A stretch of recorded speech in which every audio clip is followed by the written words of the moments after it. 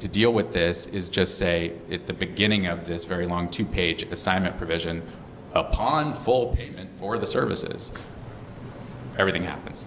So in conjunction with that, that's something that really does help guarantee payment.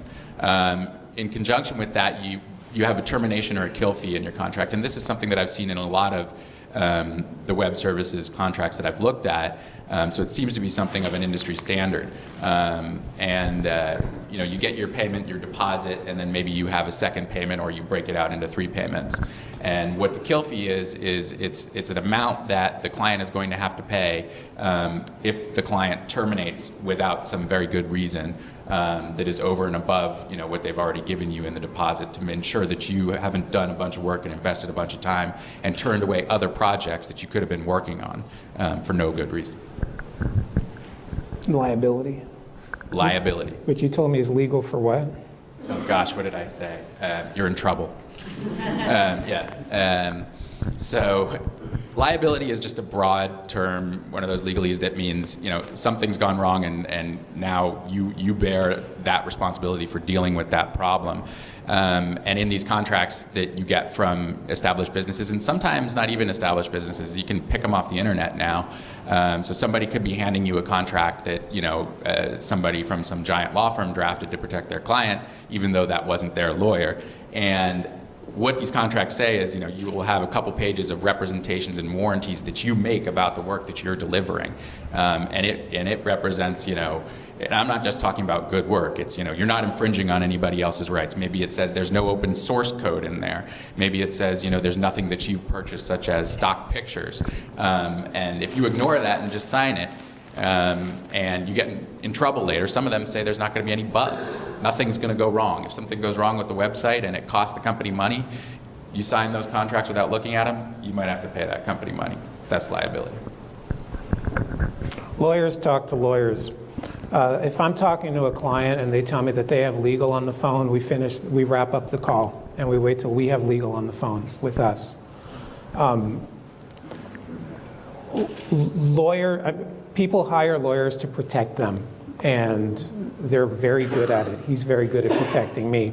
And if he's not on the phone with their lawyer, then they're going to be telling me things, and I'm going to be agreeing to things because I'm nervous because there's a lawyer on the phone. So the minute they show theirs, I have to show mine.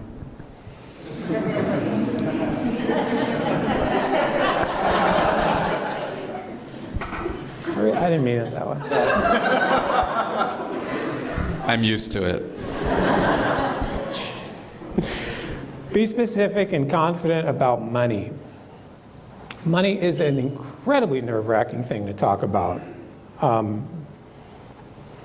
But if you are trying to convince somebody to give you their money and that you're the right person to give it to, and they're asking you how much something costs, and the first thing out of your mouth is, you just lost 10 grand. If you know how much something costs, stand up confidently and tell them. If you don't know how much something costs, then say, I don't know, but I'm going to find out and I'm going to get back to you as soon as possible. But just sound like you know what you're talking about, even when you don't, because you can always find out later.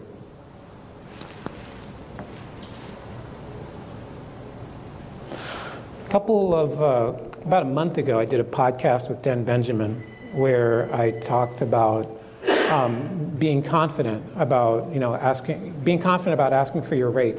And a couple days later, this came up. This guy who I don't know. It says, I quoted a company an absurdly higher rate than I ever have after listening to you, and I got the gig. I bet that wasn't an absurdly high rate. I bet this guy had been undercharging for years. But he had the confidence to go in and ask for the rate that he actually could have been getting all that time, and he got it. So that made me feel good. Just hope his client isn't following him on Twitter.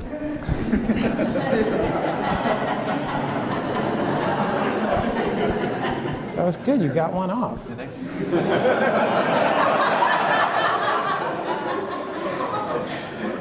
So to sum up, our 3-point winning strategy: contracts up front. Make sure you've got a contract in place before you start working. Make internal allies when you can. You need to have somebody working with the client who knows the ins and outs of how the client runs their business and who to talk to should something weird happen. And then work with advisors like this guy on your side who are helping you and giving you good advice. Yeah, I hope so. Yeah. And I know this wasn't as much fun as coming in here and talking about like typography and color and design and layout and grids.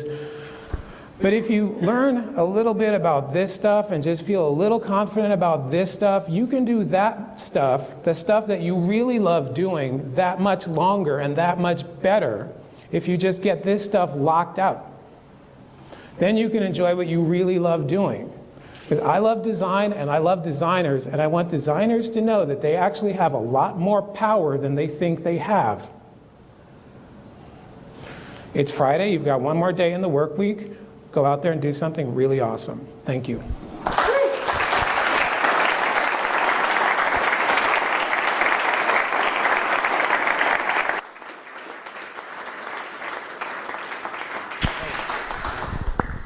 All right, so I'm going to let Gabe use the mic here. We've got about 10 minutes for questions. If you want to speak a question, please stand up and speak very loud. Are you still on?